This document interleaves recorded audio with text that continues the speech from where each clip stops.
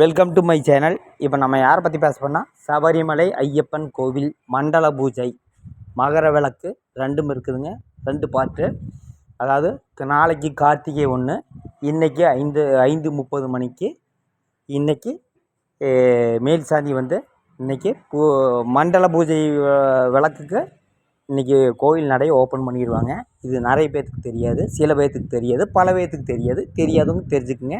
அதாவது சபரிமலை ஐயப்பன் கோயிலுக்கு எல்லோரும் போக முடியாதுங்க. கடுமையான விரதம் இருந்து அவங்க மட்டும்தான் போக முடியும். இன்றைக்கி 5:30 மணி அளவில் மண்டல மேல் சாந்தி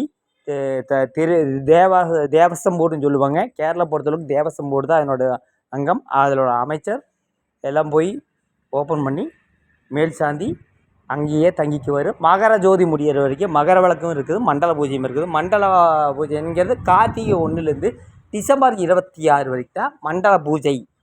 மகர விளக்குங்கிறது 26லேருந்து அந்த டிசம்பர் 26லேருந்து 30 வரைக்கும் க்ளோஸ் பண்ணிடுவாங்க. அதுக்கப்புறம் 30ஆம் தேதி ஓப்பன் பண்ணிட்டீங்கன்னா, அதாவது ஜனவரி 22 வரைக்கும் ஓப்பன் பண்ணிடுவாங்க.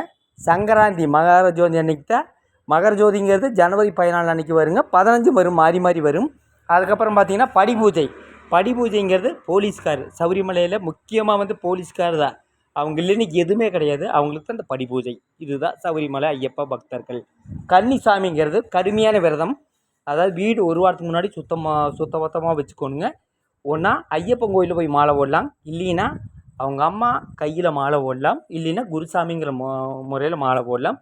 ஒரு சபரிமலைக்கு நாம் ஒரு 20 பேர் ஓனால் அதில் வந்து ஒருத்தராவது கன்னிசாமி இருக்கணுங்க.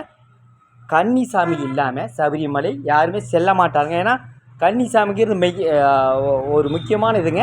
ஐயப்பனே வந்து அவங்க உருவத்தில் வர்றதான் கன்னிசாமி. ஒரு நெய் முத்திரையில்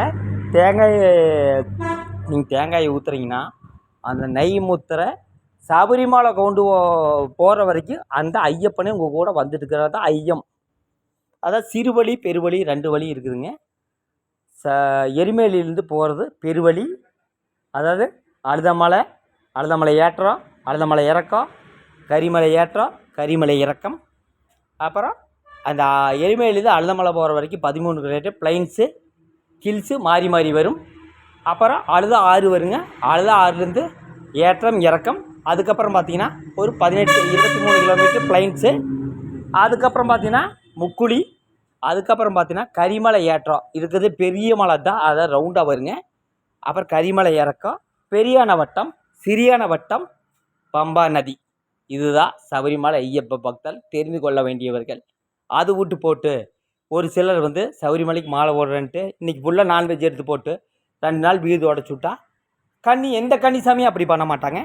சபரிமலை பற்றி தெரியாதவங்க அவங்க புக்கு வரலாறு எடுத்து பார்த்துட்டு சொல்லுங்கள். அது விட்டு போட்டு ஒத்தப்படை ரெட்டப்படைன்ட்டு வலைதளத்தில் உட்காந்துட்டு பேச மாட்டாங்க. ஐயப்பா பக்தர்னால் முறையாக தெரியணுங்க. தெரியலனா அவங்க வீட்டுக்கு பக்கத்தில் இருக்கிற குருசாமி கிட்டே போய் தாராளமாக தெரிஞ்சுக்குங்க. அதை விட்டு போட்டு ஐயப்பனுக்கு எந்த படையும் கிடையாதுங்க. கார்த்திகை 1 எப்போ வருதோ அப்போ தான் ஐயப்பனுக்கு உகந்த நாள். சனிக்கிழமை புதன்கிழமை. அதே மாதிரி ஐயப்ப பக்தர் கன்னிசாமி மாலை ஓட்டிங்கன்னா காலையிலும் மாலையும் எல்லா நேரத்திலும் சுத்தபத்தமாக இருக்கணுங்க. இந்த எச்சை துப்பக்கூடாது, செருப்பு போடக்கூடாது. இதெல்லாம் தெரியலனா தெரிஞ்சுக்குங்க. ஐயப்ப வரலாறு பற்றி சொல்லணுன்னா ஒரு 8 நிமிஷம் 4 நிமிஷம் வீடியோ பத்தாதுங்க. அரை மணி நேரம் வீடியோ கூட வேணுங்க. அதாவது சபரிமலை பெருவழி சிறுவழி இருக்குதுங்க, பந்தளம் இருக்குதுங்க. அதை பற்றி இன்னொரு நாள் சொல்கிறாங்க. இன்றைக்கி 5:30 மணிக்கு மண்டல பூஜைக்காக ஐயப்பன் கோயில் திறக்கிறாங்க. இன்றைக்கி பம்பையில் பயங்கரமான கூட்டம்.